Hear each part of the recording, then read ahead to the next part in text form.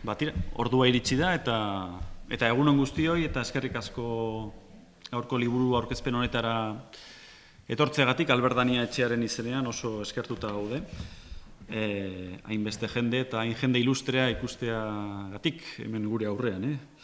Eskerrik asko beraz, bertaratu zareten guztioi eta eskerrak eman nahi dizkiot Alaber noski, Idoia Santa Mariari, liburu honen edizio lana hartzeagatik eta zure jakinduria guztia bertan irautzeagatik. Juan Cruzik Arabidere eskertu nahiko nuke, hemen egon ez dagoen arren, tira, liburu honen lehen irakurleetako bat bera izan delako. Eta noski, eskerrik asko bereziki eta eskerrik asko handi bat handu zuri, liburu berri honekin zorionerako beste motibo berri bat eskaini diguzulako. Zorioneko baikaude, Angel Lertxundik liburu berri bat plazaratu duelako, eta Alberdania etxean egin duelako. Otxo petxe jada urrun, baina hala ere berdin gogoangarri hartatik beren obra nagusiarekin egin duen bezala. Zentzu horretan, ez dago esan beharrik, Alberdania etxeko autore ikurra dela. Beste autore guztien despit, esango nuke, ez dakidan inorra zerre, baina autore ikurra noski Angel Lertxundi da. Eta gainera, eskertzekoa da, Alberdaniaren urterik zailenetan ere, argitaletzen aldeko apostua egin zuelako. Eta zorioneko gaude, beste genero batzuetan ere, maisu izan den arren, novela, narrazio gintzan, oroar fikzioan, baina saiakera literario, deitzen zaion horretan, hartu duelako azken aldian laket, eta segurazki mentura dugun arren liburu deliziosarekin hasi zuen bidean beste pausu bat eman duelako orain, ezta? Segurazki bide horrek ez dakit goia jo zuen agian eskarmentuaren paperak liburuarekin eta Espainiako sari nazionalarekin, baina gerora behintzat ez du maila inondik inora jeitsi, eta azken aldiko itzuliz usu begiak edo desertuan behatxulua dira maila goren horren erakusgarri garbi, ez?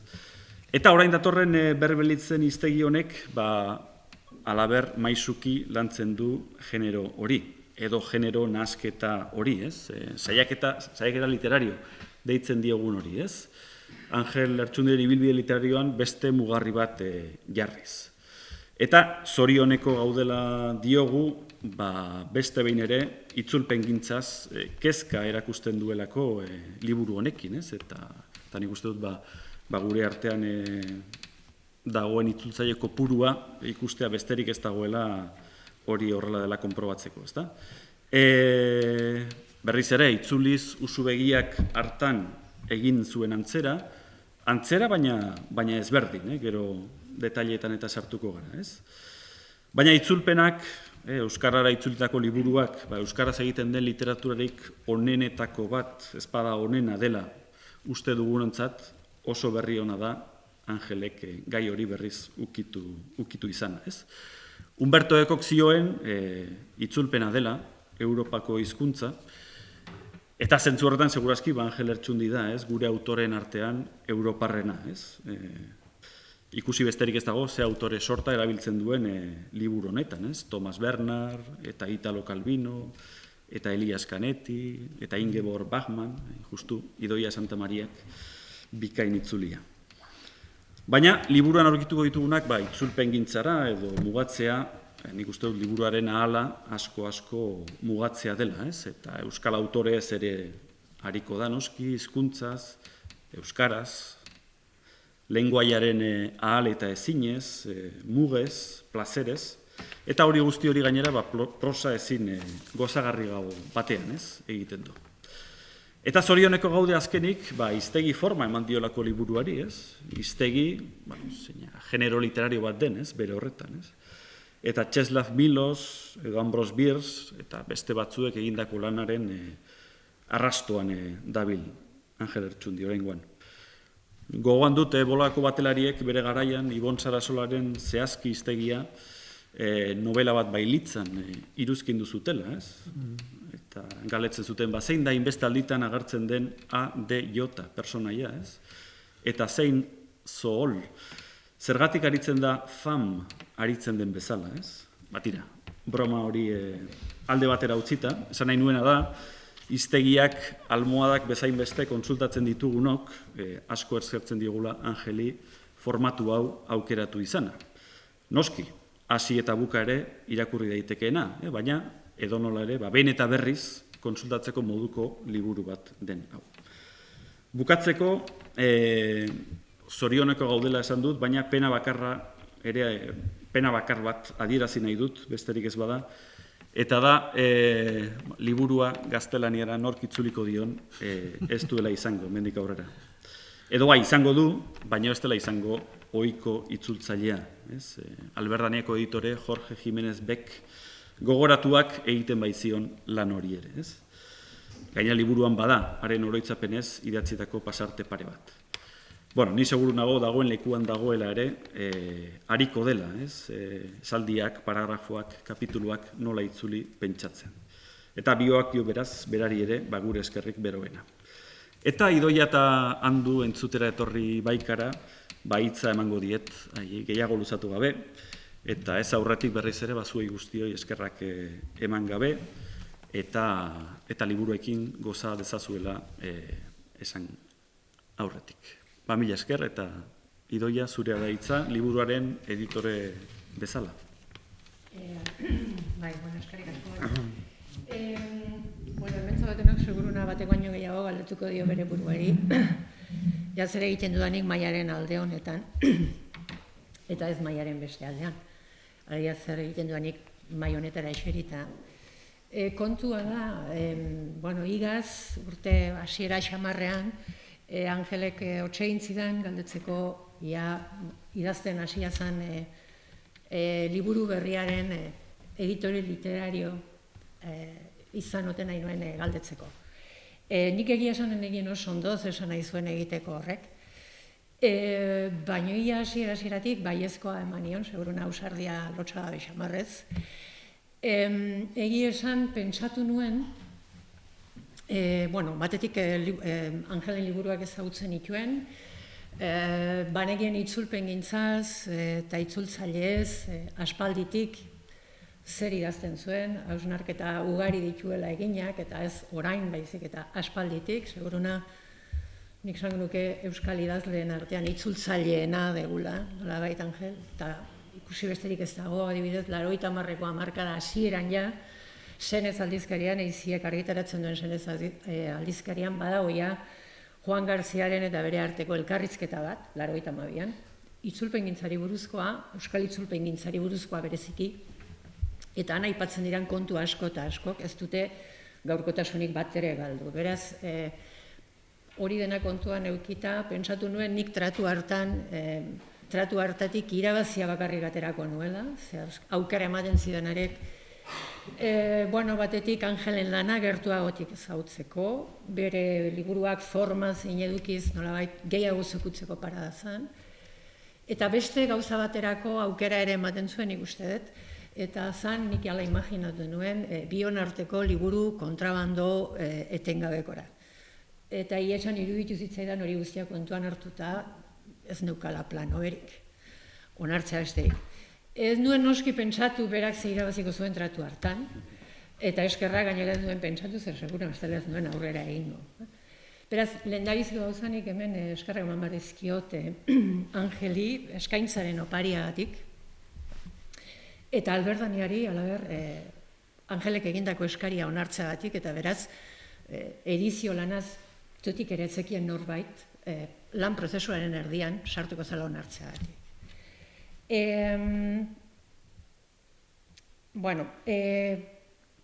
Beste aldetik noski, editore lana aipatuta, aipatu beharra dukan noski Jorge Jiménezen figura, bera izan da orain arte beti Angelen editore eta itzultzaile. Nik Jorge, aipamen txiki bat egin nahi dut, nik Jorge bukaera aldera arte ez nuen ezagutu, eta ezagutu nuen, zirkustantzia berezi xamarretan, bere lana ezagutzen nuen noski editore bezala eta itzultzaile bezala. Gogoan dute oraindik Otio Peioren gaztelaniazko bertsioa, edo itzuli usu begiaken gaztelaniazko bertsuak irakurri nitunean egin zidaten inpresioa gaztelaniaz. Alegia, Angelen ahotsa, Angelen euskerazko ahotsa guretzat hain ezaguna den hori, gaztelaniaz ere zederki entzuten zen ikusteak. Nik Jorge ezagutu nuen, gehien bat bere figura humanoa oso ezaguna zitzaidalako, oraindik ez dut uste hemengo inok azteko daukagunik 2008 batean prentsan idatzi zuen artikulu gogoangarri ora, baita hilabete batzu beranduago Koldo Mitxelenan eman zuen hitzaldi, solasaldi, karta bezain, gutunura bezain gogoangarria. Eta gero, berarekin hitz egiteko aukera izan nuen momentu batez 2022ko literaturian Jorgek eta Angelek aurreko liburua desertuan behatxulua aurkeztu zutenean. Eta azkenengo aldiz, iaz, uda partean, EHUk antolatu zuen Angelen lanari buruzko ikastaro bat, kongresu moduko bat, eta Jorgeri eta bioi egokitu zitzaigun, nolabait Angelen lan oparoaren artean, itzulpengintzarekin zerikusia zuten atalak aztertzea. Orduan nolabait bakoitzaren interbentzioa zedarritzeko, eta erabakitzeko Jorge nolabait gehiago arituko zala noski Angelen liburuen itzulpenaz, bere itzultzaile izan da, eta nik pixka bat gehiago Angelek itzulpengintzaz eta euskal itzulpengintzaz esan dituena baztertzeko, mezutruke desente izan genituen, horietako batzuia ospitaletik berak, eta ez ditut azteko, ez mezu haiek, ez gero ikastaroan bertan erakutsi zidan gizatasuna nolabait esateko. Beraz, hemendik edo non dagoela ere besarka destu bat bidali nahi diot Jorgeri, batetik egindako lan eskergagatik, bai editore bai itzultzaile zela, eta bestalde pertsona gisa erakutsitako kategoria eta duintasuna ustez apartagatik. Gatozen baina Berbelitzen liburura, hau iztegi badenez, lan egiteko sistema berez xamarra izan dugu segurun Angelek eta biok, letraz letra dago noski iztegi badenez, letraz letra, nolabait kapitulu bakoitza letra bada. Eta beraz, Angelek letra bat idaztez bukatuela bidaltzen zidan neri, nola behindik horren gainean iruzkinik edo baldiman neukan egiteko. Alde horretatik beraz, atalez atal idatzi eta irakurritako liburu bada. Pertsonaia nagusia, Berbelitz izeneko pertsonaia hau, ezaguna zaigu itzultzaile hori behintzat, esan ez da liburu honekin sortutako pertsonaia bat.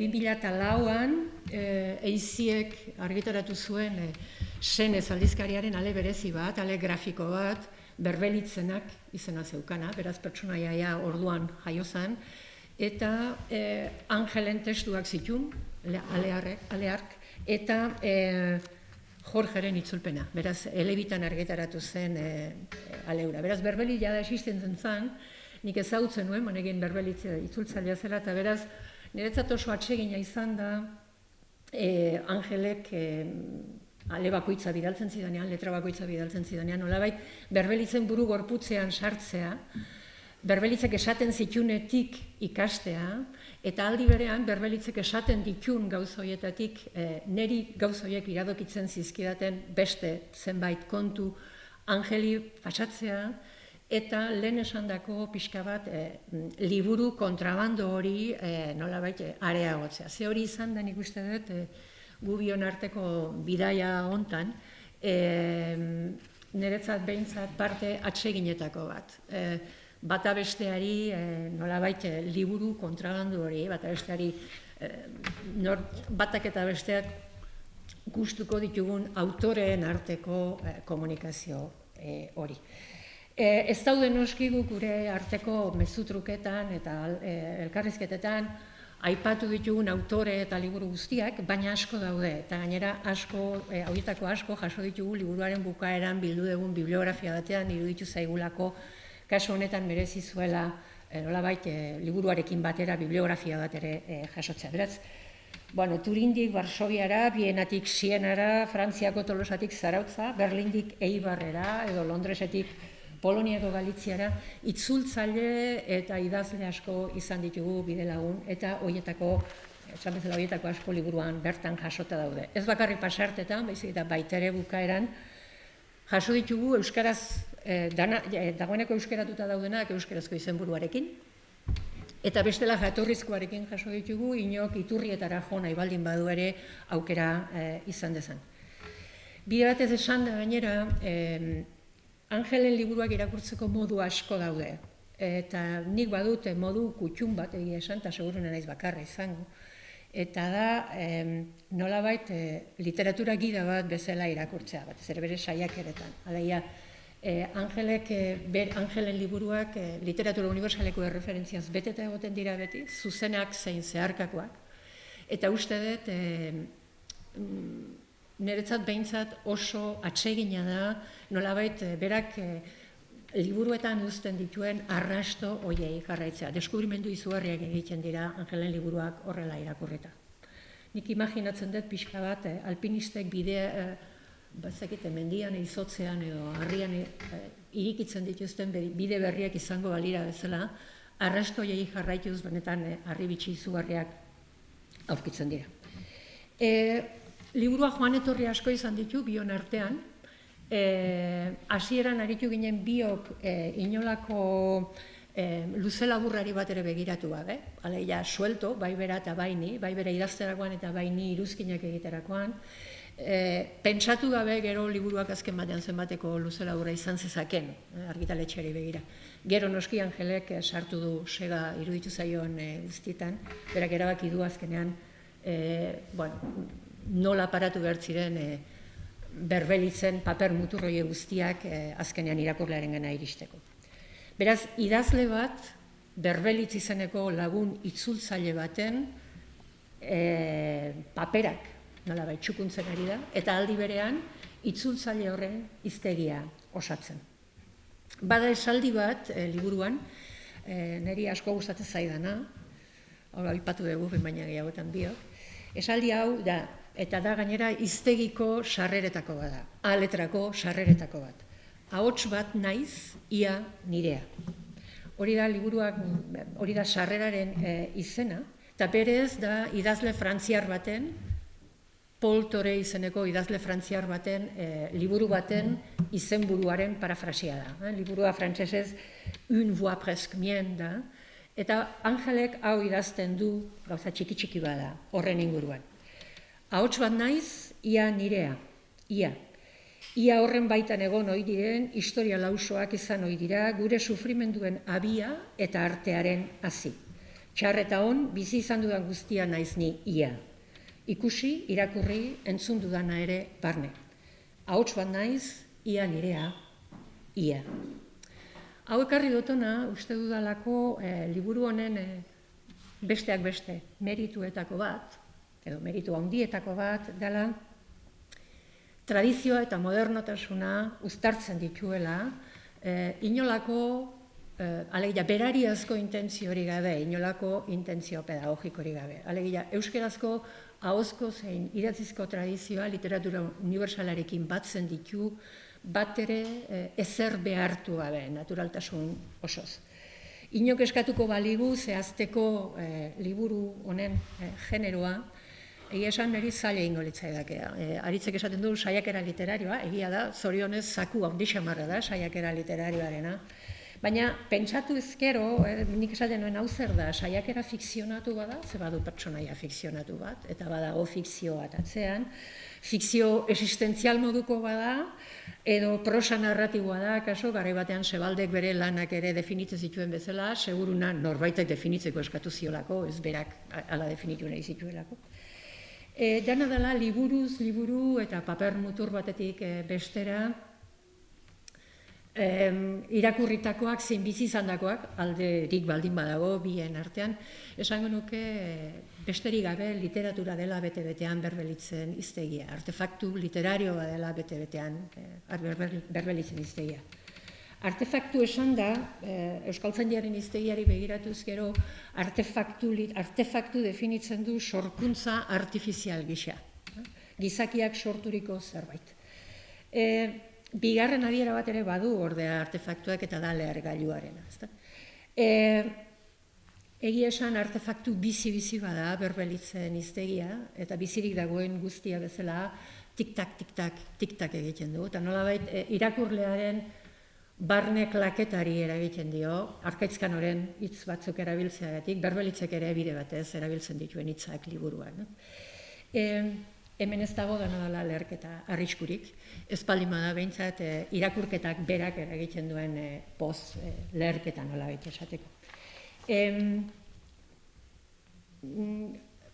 Ponperia eta handikeria horretatik oso urrun dagoen liburu bada, eta munduko literaturarako bidaia bada, nolabait esateko, besteak beste Berbelitzek egiten duena, eta bidaia horretan Berbelitzek lagun ditu, hau irakurri ingo ez, beste lastu ingo zaizki, lagun ditu besteak beste askoren artean, Horixe eta Brodsky, Etzbaik eta Segurola, Zabala eta Zagajewski, Bachmann eta Saizar Vitoria, Notboom eta Oñederra, edo Canetti eta Esteban, besteak beste. Azken batean zer da bertako eta zer kanpoko literaturan. Eta adibide bat jarri nahi dut. Ardezagun esaterako Philip Sands, abokatu eta idazle inglesaren East-West Street liburua, non besteak beste, Lib izeneko hiriaren izenak bizi izandako historiaren berri ematen baitu liburuaren hasieran. Irakurri egingo dut, bestela ez naiz aklaratuko izan egin. 19. mendean Lemberg zuen izena hiri horrek. Austria-Hungariako inperioaren ekialdeko ertzertzean zegoen. Lehen mundu gerraren ostean, Polonia independiente berrian, Lvov. Bigarren mundu gerra ostean, Sovietarren agindupean, Lvov. Polonieraz esango den bezala, edo ukrainieraz esaten den bezala. 41. alemanen esku ostera Lemberg berriz. Eta 1944ko udan, Armada Gorria naziei gailendu zitzaienean, Lviv, gaur egungo izena, Ukrainiako hiri bihurtuta. Nola esaten diote hiri horri bertako biztanleek? Zein da bertako, zer da bertako hiri horretan? Nola idatzi behar da hiri horren izena itzulpenetan? Eta zer da jatorrizko, eta zer da itzulpen? Galdera hori egiten du Berbelitzek liburuan behin baina gehiagotan, eta galdera hori luzatu nahiko lioke, besteak beste adibidez, liburuan bertan agertzen den sujeto tabernariari, beste pertsonaia bat, naiz eta beldurra dien askotan sujeto tabernariak ematen dizkion erantzun, ez denez betetako erantzun.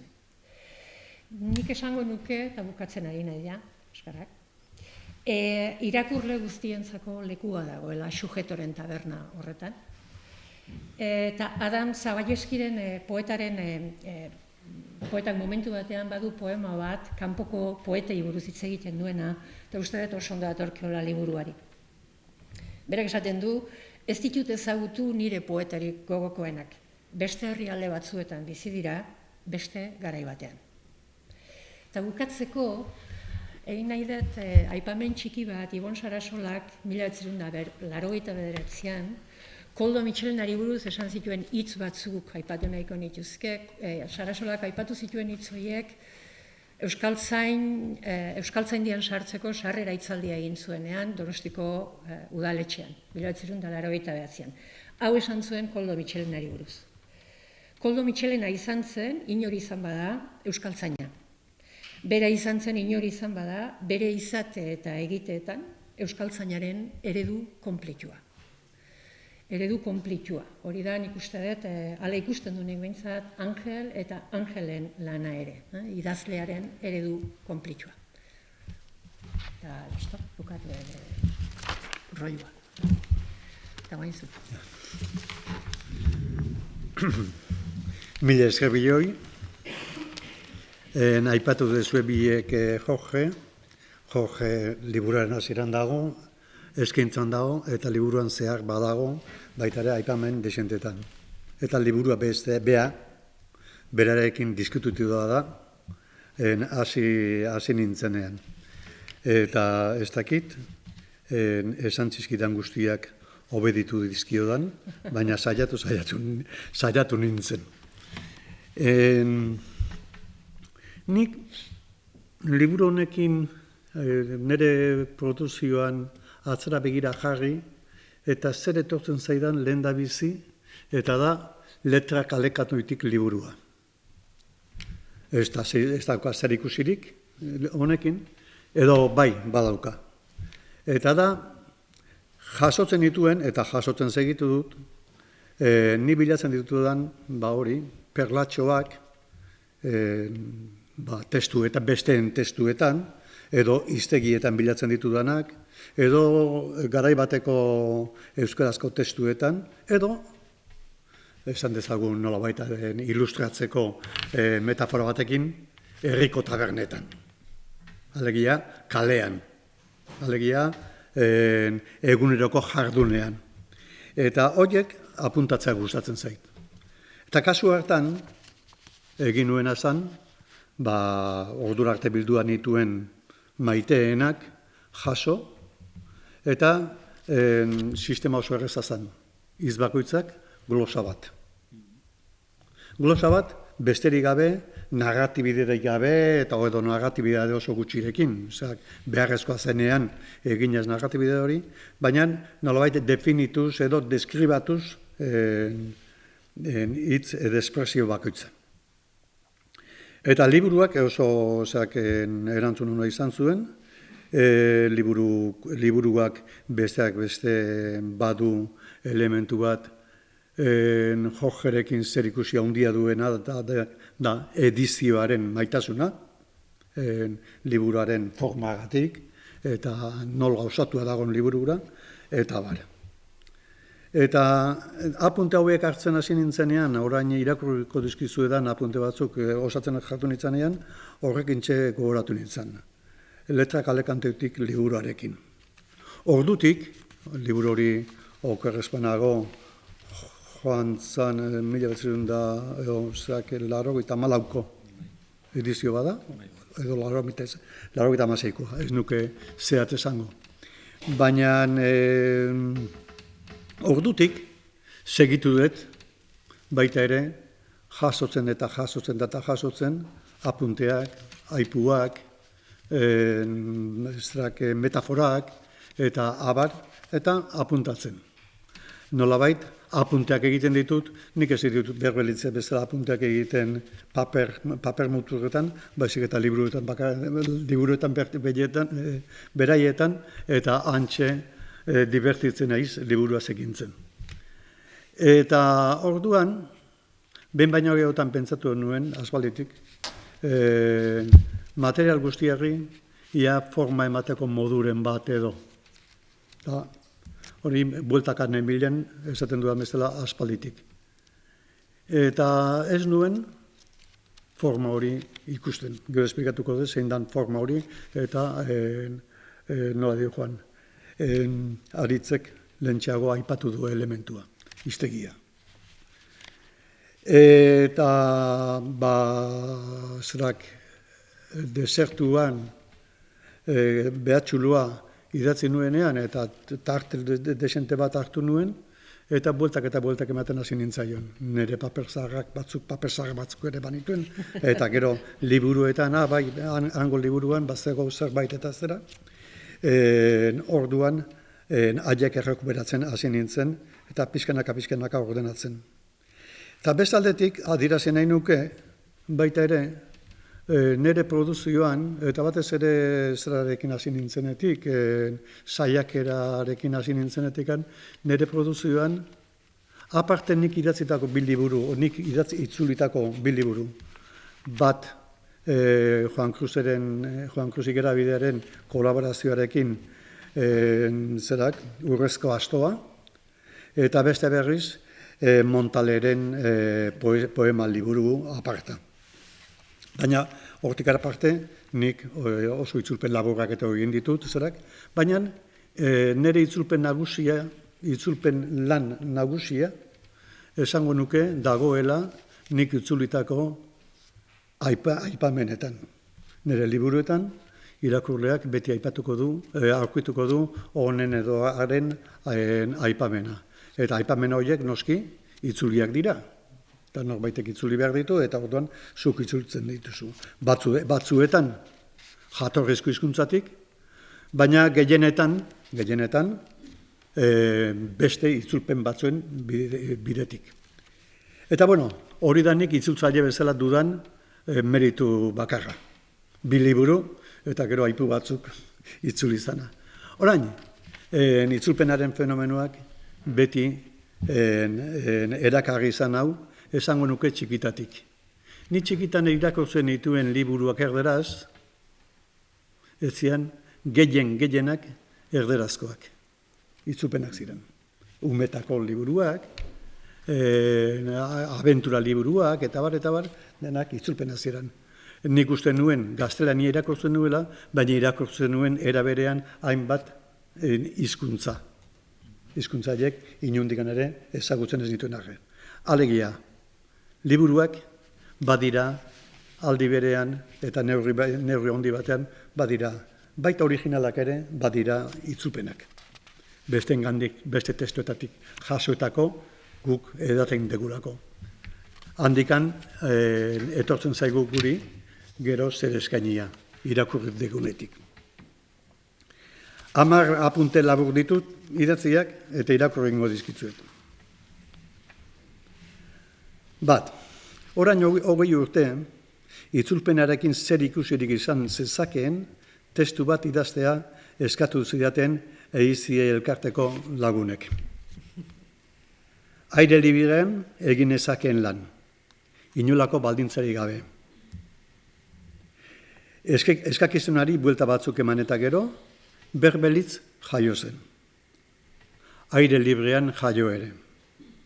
Berba eta ele eta hitz izenekin osatua, ez dakit orduan ohartu nintzen, akaso bai, akaso ez dut gogoan, Melvilleren Bartleby etzebila bat ere urruti. Berbelitz jaio zenean. Bartleby beti dabil nahiko hurbil nire belaunaldiko idazleen imaginarioan. Pentsatzen dut belaunaldi berrien imaginarioan ere ibiliko dela Bartleby. Hala nahi nuke izatea bintzat. Eta hala ez balitz ere. Obra literario original baten itzulpena, obra literarioa bihurtzen da berez eta izatez. Literatura universala bilduma edo igela argitaletxeko liburuak literatura dira. Euskal literatura dira. Jatorriko hizkuntzetatik geurera ekarritako perlak. Berbelitzek horixe du bokazio. Horko eta hango obra literarioak itzuliz, hemengo obra literarioak eskaintzea euskarari. 2. Pentsatu nahi dut, argi geratu zaigula, Berbelitz fikziozko pertsonaia badela. Behin, telefonoz deitu zidan, favore baten eskean. Banekien, momentu zaila bizitzen ari zela, hilberria baitzuen Helene bikotekidea, eta adeitzu portatzen saiatu nintzen. Urtetan eta urtetan idatzetako paper mutur eta apunte mordoa zeukala karpetetan bilduta. Hori entzun nuenean, eta berak ezer erantzi aurretik, somatu nuen deiaren motiboa. Baietz, paperok, nik begiratzea eskatu. Lanez gainezkan nenbilela esateko trantzean, Helen etorri zitzaidan gogora. Arnasa sakon hartu, eta gero, oso lanpetutan nenbilela. Baina ekartzeko karpeta bat, uri ikusitakoan, emango niola erantzuna. Biharamunean, etxeko txirrina jozuten. Berbelitz. Nire etxeko ataritik metro gutxira, furgoneta bat, karpetez betea. 3. Ez dakit zertzu esan zizkidan nire harridura baretzeko. Ez dakit zenbat aldiz esan nion, baina bizpairu karpeta jarri zizkidan besoetan. 10 bat hartu zituen berak, bere besoetan. Han jardun genuen atzera eta aurrea, furgoneta ustu genuen arte. Balda eginda nengoen. Eta arrazio bakarra ikusten diot, Berbelitz karpetok etxean sartzen lagundu izanari. Nik asmatua da Berbelitz izena, agian nire alter egoa sortu nuen oharkabean. Agian ni eta nire alternia ibili ginen karpeten garraioan. Eta agian hitza errepikatuko dut berriro, agian, ordu arte garrantzirik eman nizkien gauza interesgarri asko egon zitezkeen Berbelitzen karpetetan. Alterregoa zaindu beharra dago adiskide. Gainera, nahi nuena egin ezakeen apuntaiekin. Berbelitzek behin baino gehiagotan esan abaitzidan. Egin nahi duana paperokin. Zuzendu, moldatu, baztertu, ireak dituk. 4. Eskuartean euskan lanak eta proiektuak alboratu behar izan dituen lehen da bizi. Berbelitzen apunteak aztertzeari eta selekzionatzeari ekin nion gero. Apuntaietan bazen zaborreti dezente, baina idazle dezente askori gertatzen zaio gauza bera, ez naiz hasiko nire burua zuritzen. Paper muturraietan bazen ordea probetxagarritik ere. Pentsatzen jarri ninduten apunteak ziren batzuk. Parrez lehertzen jarri nindutenak beste hainbat. Bitxiak batzuk. Xalotasunean fin beste hainbat. Bastargarri guztiak erre egin nituen Berbelitzi ezer esan gabe. Eta galditu zirenak gaika salkatu eta gero apunteak zuzentzen eta nire gustura ekartzen hasi nintzen. Askatasun osoan nuen, nireak ere baziren apunteaiek. Uste dut, aipatu dudala nire obsesioa. Berbelitzez ote den nire alteregoa. Edo ni ote naiz bere alteregoa. Beti urduritzen haute identitate arazoek. 5. Nola ordenatu zer nolako arirekin josi, Berbelitzen apunteetatik hartutakoak testu koherente samar bat osatu ahal izateko. Zeslo Milos poeta poloniagaren alfabetua liburu edergarekin gogoratu nintzen. Lehen aitatu duzu. Bere bizitza kontatzen du bertan, baina autografian kontatzen dituenak ez daude kronologikoki zailkatuta. Baizik eta lagunen, hirien, ideien, kontzeptuen, sentimentuen, edo ezagutzen zituen idazle eta artisten izenen arabera. Hori guztia alfabetikoki antolatua hiztegi baten modura. Gaur aurkezten ari garen liburuaren kasuan, espresio esanguratsuak dira Berbelitzen hiztegiko sarrerak. 200 piko dirala uste dut danera. Bakar batzuk aipatzeagatik. Eta aipatzeagatik aipatu du idoiak. Ahots bat, ia nirea. Bihotzeko ganbara.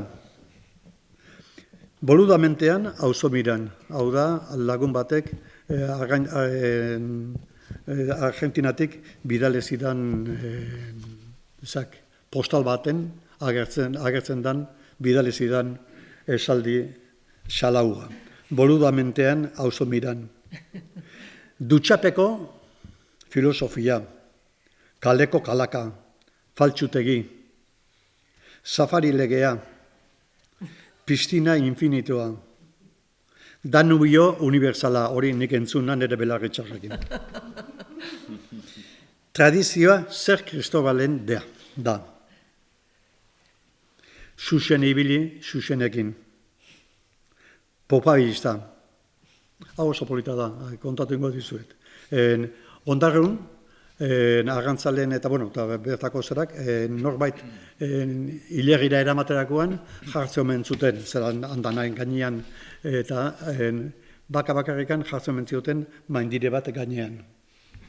Eta orduan ondarrutar batek nolabait gauzak asko ondo pentsatzen zituen, eta eta zepa ezako zaigu. Gero azkeneko zera denean, azkeneko juizioa danean, gu han izango gara popabistan egongo gehan bakarrak.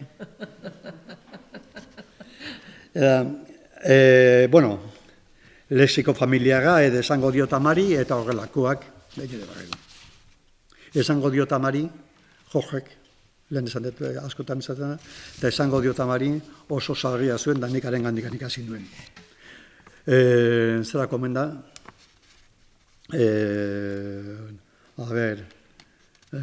Bueno, Goierriko herri bateko espresio bat omen da, eta Goierriko herri hortan jardun izan du naiz, hango jendearekin jardun izan ez galdezka, ia ez hau zuten espresio hori, eta ez dakit Jorgek asmatu ez ote zen. Nola nik ere gauzak horrela egiten ditudan. Egingo nuke, espresio batzuk nik asmatua direla, niri entzunde ikasi zituela Berbelitzek. Egingo nuke, nik ere erabili izan dudala Berbelitzek asmatutako hainbat espresio. 6. Berbelitzen apunteetako ugaritasunak erakarri ninduen. Gaien ugaria, adibidez. Gaia izan zitekeen, Amona Dominikak erabiltzen zuen hitzen bat. Izan zitekeen, literatura txikien ondra ere. Izan zitekeen, jotake espresiotik ateratako harimataza jolastia. Edo izan zitekeen, vampiroak gure ahozko literaturan. Ze ez baitako oso rutira joan beharrekan, Transilvaniara joan beharrekan, zerak ezagutzeko, vampiroak ezagutzeko, gure tradizio propioan ere, begiak eduki behar horretarako.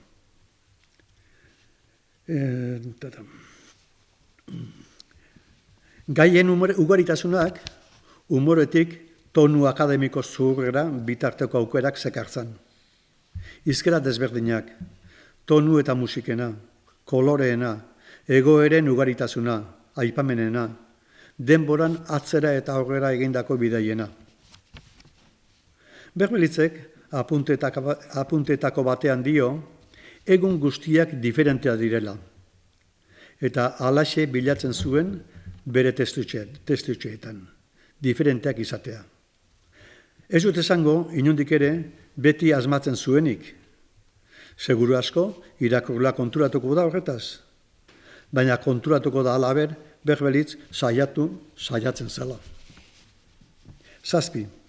Guztiaren gainetik, itzultzaile lana da Berbelitzen ardatza. Beste hizkuntzetatik euskarara noski. Baina baita euskaratik euskarara ere.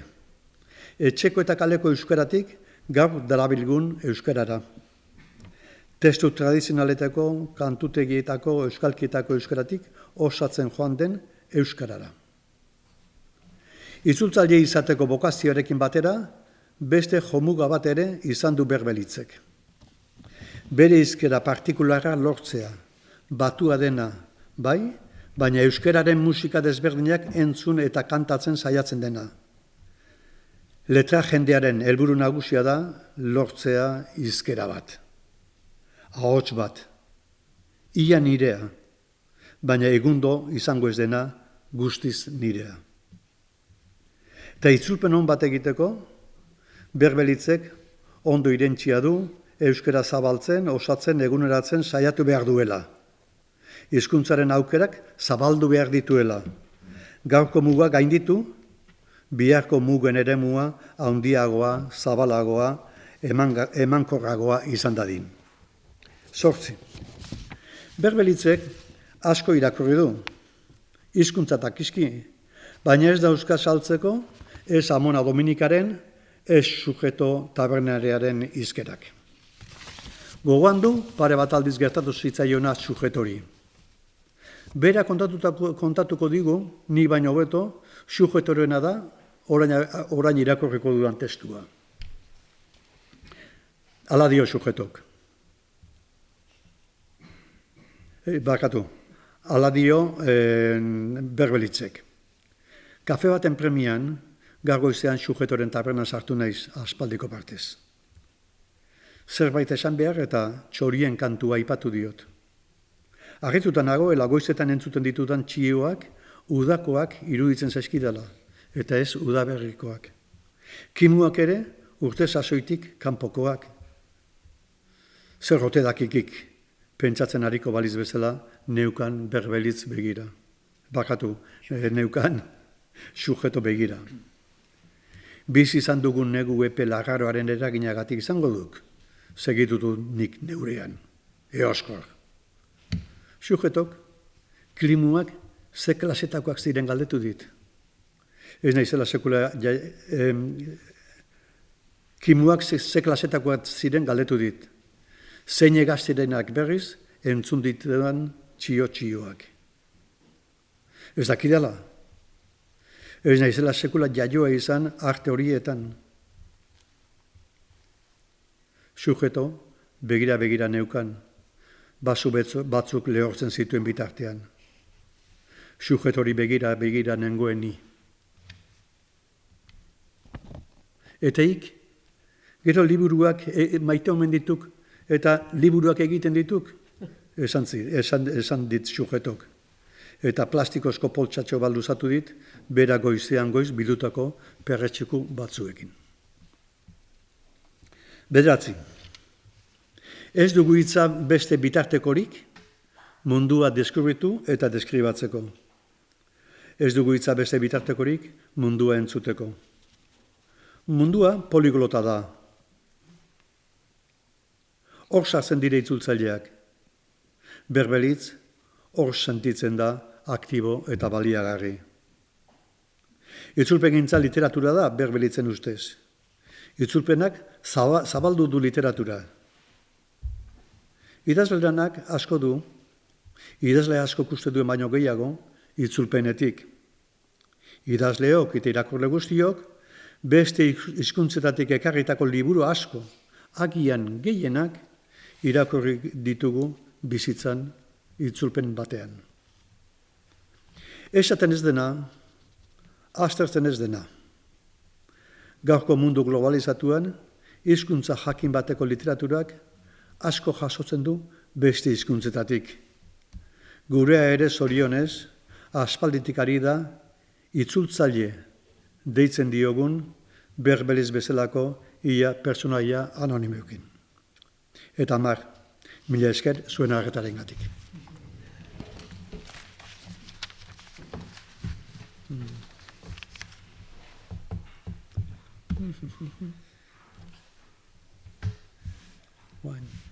Ez dakit, inork galderarik edo baute duen Idoia edo Angeli egiteko, uste orain dela momentu egokia, liburuaren gaineko zalantza edo kuriositaterik baldin badago. Galdera ondo kuriositatea, ez dakit, hori liburua irakurrita edo liburuan ikusita, izkiren bat badakazun nola favoritoa. Nola? Izkiren bat, kulturena edo, atatea zaizun lazen dire. Ez dizut ondo, ez dago mikrofonoa zerak berari pasatzeko? Ez. Edo zein da kulturena. Iztegiko ze letra, ze sarrera. Zure manizkizu nola haizu, goitenak edo. Batzuk aipatu dituzu. Bai, batzuk aitatuta daude, hor esan ditudan horietan.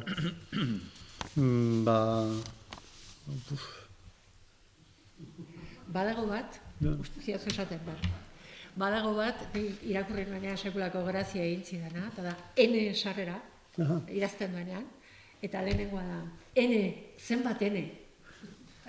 Claro, N letrak uzten dizulako, N ere ja esaten, N, zenbat N. Atentzioa dituzi da. Euskeraz N hitz asko dagoela. Liburuarekin ari nintzela, nunbaiten irakurri nun, zerak, euskeraz hitzetan, letrarik ugariena N dala. Hasieran ez, hasieran beste letra batzuk badaude ugariakoak. Baina hasieran, erdian edo bukaeran, adibidez, aditzen bukaerak, eta ez dakizet, eta orduan N, ezalata, orduan, N, zenbat N. Eta hortekan sortu zodan ja, zera bat, sarreretako bat, historio bat.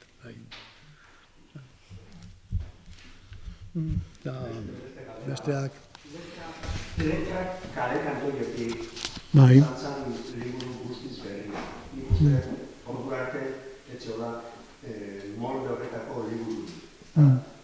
Eta gero, pasatu dira urte asko, liburu hau dipo bilortatik, nolabait esateko, letra kantoietatik, zabaldutako hildo horretatik, eta egiten daukat, liburu molde hau, behar da, zu izango zela bakarra, Euskal Literatan jokatu duen. bai. Bakarra ez Bai. dakit, baina ondoen, segurazki, bai, esan nahi dut. Ez da, berak ez du esango noski orduan, hobe beste inork esaten badu, baina... Nik niri liburu hauek gustatzen zaizkit, liburu klase hauek gustatzen zaizkit, eta nik autore bat aipatuko nuke, zerak gutxi aipatzen dugu, baina antzeko gauzak egin izan dituena, eta Patxiku Perurena da. Behar bada, hola burura datorkidan, gure idazleen artean, nabarmenena antzeko gauzak egiten. Euskal tradiziotik bildutako kontuekin normalean denak. Egia da, Patxiku Perurenak ez duela salto egiten literatura universala, beti etxeko literaturan zehatzen da, eta hori ere egin beharra dago noski.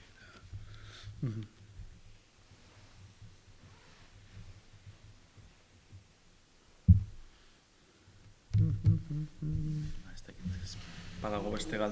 Bai, hori bai, ikatu. Askotan gertatu zaite ikarria, gaur ere bai. Itzultzaileen aurkezpenetan, liburu itzulien aurkezpenetan,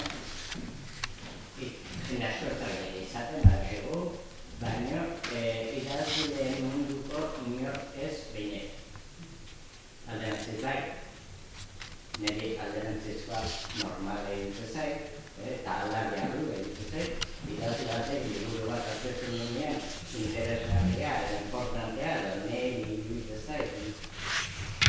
Baten ez, eta nire zela baten dira beste batzuk, eta batzuk itzultzailea dira. Eta normala egiten zait, eta aldarria bat egiten. Alderantzizkoa ez dut bineret ikusten. Hementxe bertan, ere, giroa hori da gutxo gara behar. Itzultzaileak bai, idazleak ez. Edo idazleen munduko, edo mundu hortatik behartuko jenderi, ez. Besteak hori zer? Aprobetxatu gara da, gainera gure defendatzaileak bakana, baina bakarretako bat, paladin. Zer esango dizu, ze ondo entzuten dizudan hurbil gaudenean. Ez nago oso seguru ondo ulertu dudan zerak. Betikoa, ez? Alegia, idazleek aurkezten dituztenean liburuak, askotan itzultzaileak etortzen dira. Alderantziz askoz gutxiagotan. Nolabait? Bueno, hori eta beste hainbat fenomenetan ere gauza berak gertatzen da. Hori bezala. Talde bezala, nik ez dut inoiz, Euskal munduan ez dut ezagutu, talde kultural bezala, halako elkartasuna duenik, itzultzaileen elkartea baino. Bertsolariak egin. Bueno, bai. Baina zerak, esango nuke, bertsolarien kasuan, eta beste kasuetan ere, idazleen elkarte kasuan eta bar, bi elementu desberdin daudela. Bat bertsolariak eta bestetik bertsolarien elkartea. Baina horrek ez du esan nahi, biak bat egiten dutenik. Eta ez du esan nahi idazleen elkarteak ere bat egiten duenik, baina hemen organizazioa bera, nolabait, taldearen definizio bera dago bien aldetik, itzultzaileen aldetik eta organizazioarekin. Eta, zenbat eta zenbat iniziatiba dituen, besterik gabe, itzulpegintzarekin zuzenean duen eiziek, ez? Hasi, aldizkaritik eta hasi gero dauzkan interneten dauzkan elementuetatik eta bar, ez? Aldertuatik eri miresgarri egiten zait. Eta dago nolabait, nik uste dut batula zer ikusirik. Naiz eta oingo itzultzaile gazteak ez diren handikan pasatu, ez segura asko edo, baina badutela baita ere itzultzaile taldearen jaiotzarekin. Eta da, zuek sortu zen duten itzulpen eskolak. Nik uste hori dela giltzarria zuen historia kontatzeko garaian, ez? Bai, uste dut koro eskatzen ari zela pixka eta idazlei... Bai. Idazleak astintzea. Hori da, pixka bat. Justo sartua momentu egokienean. Dana dela, koro, alegia, ez da bai da hori, nola bai, bota duzu galdera hori, zabalago ere egin daiteke, eta lehen aipatu dudan senez 12. 82koa, alegia, Juan Garziaren eta Angelen arteko elkarrizketan jada, ateratzen da kontu hori, nolabait idazle eta itzultzaileen arteko askotan mundu estanko horiek, nolatan ez dagoen askoz ere sormen lanean adibidez, aipatu izan da askotan, nola zenbait itzulpenetan jada hizkuntza euskara bera nolabait esateagatik, labana suitzar baten aukerak eman zaizkioia itzulpenetan, zenbait kasutan, eta hori askotan gero ez da ikusten sormen lanean. Ez denetan, noski generalizatzen ari naiz, baina esan nahi dut, ez dala gaur egungo eztabaida. 82an ja, paper horretan, elkarrizketa horretan ja agertzen da hori, eta uste dut, lehengo batean nik, gaurkoa eta beste kontu batzuk prestatzeko gauene bilela, irakurri nuen berriz, Gurioso da, urteak entzen baldin badiozu elkarrizketa horri, inok luke esango 82koa danik. Izan diteke atzo argitaratutako zera bat. Alegia, hor aipatzen dira hainbat eta hainbat kontu, arrastaka datoz ordutik gaur egun arte eta zenbait gauza, naiz itzulpen gintzak, nik ustez urratsak aurrera eman dituen nabarmen arrezkeroztik. Kontu batzuk, adibidez talde estankoen kontu hori, nik ustez oso gutxi aldatu dela arrezkeroztik. Gauza batzutan behintzat. Orduan, uste gai horrek emango lukela luze aritzeko. Baina badau beste elementu bat, oaino okurretu zaite, eta igual nesnabil ondo, baina ez alda gauza berberak gertatzen gaztelaniaz ere idazleekin ditzultzaileekin. Itzultzaileak asko zer antolatuagoak daude, gaztelaniaz ere. Eta badituzte bere erakundeak, bere aldizkariak eta guk ez ditugu bezala, idazleok ez ditugu bezala. Idazleon lana, aldizkariak eta literariok eta sortzen dituzte argitaletxek, ez idazleek. Eta Espainian adibidez gertatzen da, itzultzaileek osatzen dituztela, itzultzaileen elkarteek. Eta, bueno, eta egit, orduan ez oto dagoen zerbait sakonagoa, eta dela idazlearen izaera eta itzultzailearen izaera. Ze azkenean, itzultzaileak paktu egin behar du idazleekin. Eta idazleak justu horren kontra dago. Paktu eta gustatik dago, ez dakit izaeraz, zerak. Egia da izan liteke, baina egia da baita ere, gure kasuan nik uste dut badagoela kontu bat, nik uste dut giltzarri dena, eta uste dut nire ustez idazleen artean gutxi aipatzen dena, eta da, hizkuntzaren beraren arazoa. Esan nahi dut, hizkuntzak, esan nahi dut, idazleen artean badirudi hizkuntzaren arazoa planteatzea askotan dela pixka bat extraliterarioa balitz bezala. Hizkuntzaren kontua ja superatua daukagu guk sortzailea gera, esageratzen ari naiz, baina, bueno, pixkat esateatik, eta uste dut gure kasuan, tresnak berak, zerikusi handia duela batzutan, batzuen eta besteen arteko kontuekin. Esan nahi dut, gurea da, eta itzulpen gintzak alde horretatik ez dauka eskapatoriarik, esan nahi dut, zuk jatorrizko bat itzuli behar dezunean, ezin dezu zehaztasunetik urrundu, edo oso gutxi. Eta beraz, jatorrizkoak eskatzen dizun horri, soluzio bat eman behar diozu. Eta hori askotan da, nahi ezin behar dituzu, hizkuntzarekin zuk daukazun tresna horrekin, dagoen egoera horretan, egin behar dituzu akrobaziak.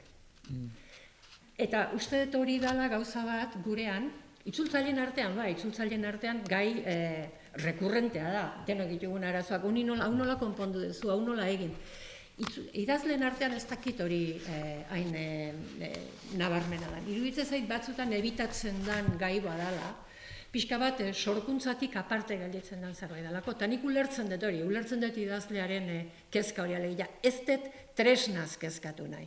Ze hori eman behar deia hori, gaztelaniazko idazle batek ez du tresnaz arduratu behar. Tresna hor dago, eta 1000 lekutan eta 1000 modutara moldatua egina dauka.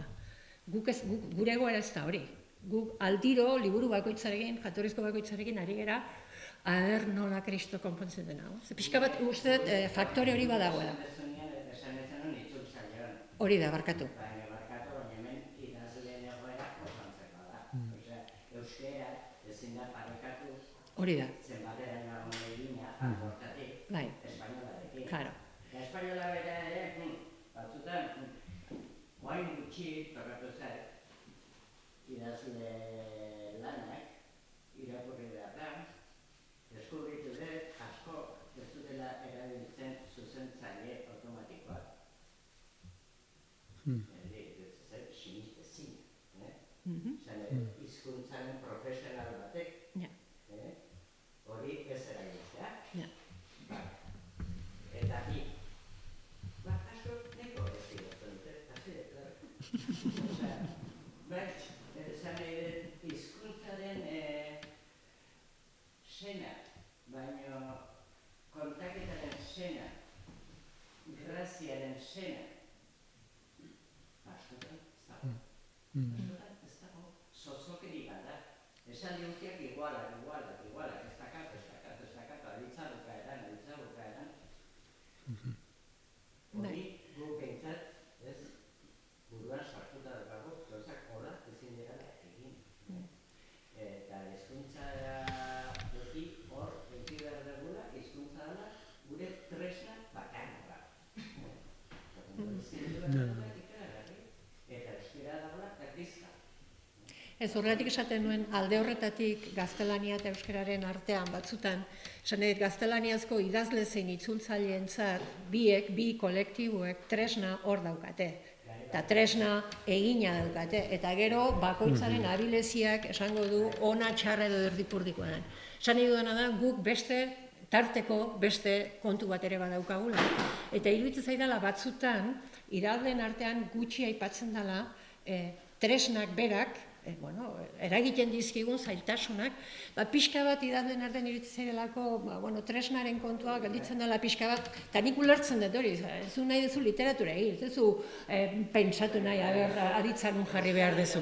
Baina, klaro, problema da, aditzanun jarri behar dugun guk ezinbestean, idazle zein itzultzaile, pentsatu beharra daukagula, ez dago beste remedio hori gauden egoera. Uste horrek batzutan eragiten duela baita ere idazle eta itzultzaileon arteko, distortzio, desoreka edo nahi dezuen bezala deitu. Hor badago nire ustez elementu bat importantea dena eta desberdintzen gaituena baita ere justu oain esango dudanagatik. Eta da, idazle batek sortu egin behar du, eta sortuko baldin badu testu bat indartsua izango dena, edo testu bat izango dena efikaza, benetan efikaz izango dena, zaindu behar du zer esaten duen, eta zaindu behar du nola esaten duen.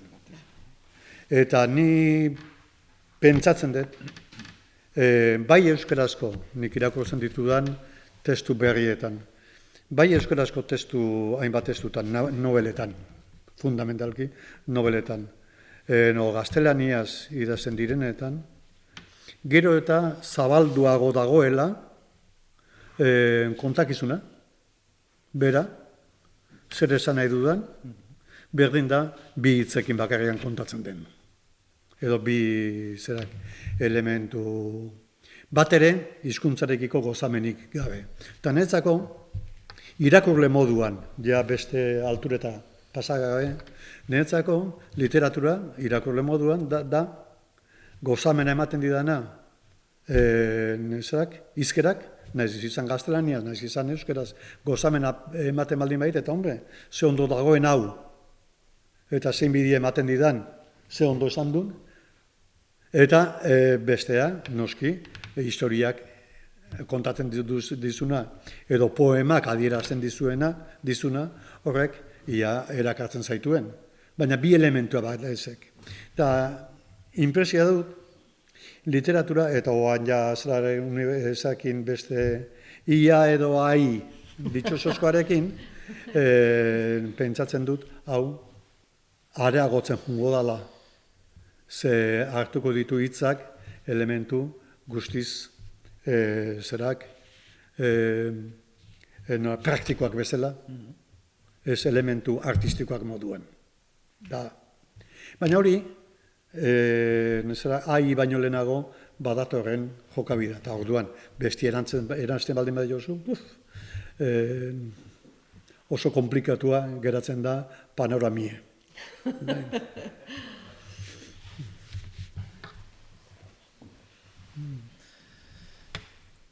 Bueno, esan personalki jarretuko nuke ez da bai honekin beste hainbat minutuz, baina ematen du, ez dakit jendea gustora geratu dela.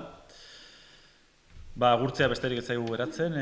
Eskerrak ematea berriz ere aurkezpenera gerturatu zareten hoi, noski, Idoia, Juan Cruz, ere bertan dagoenez, eta Angel, zuri liburugatik mila esker.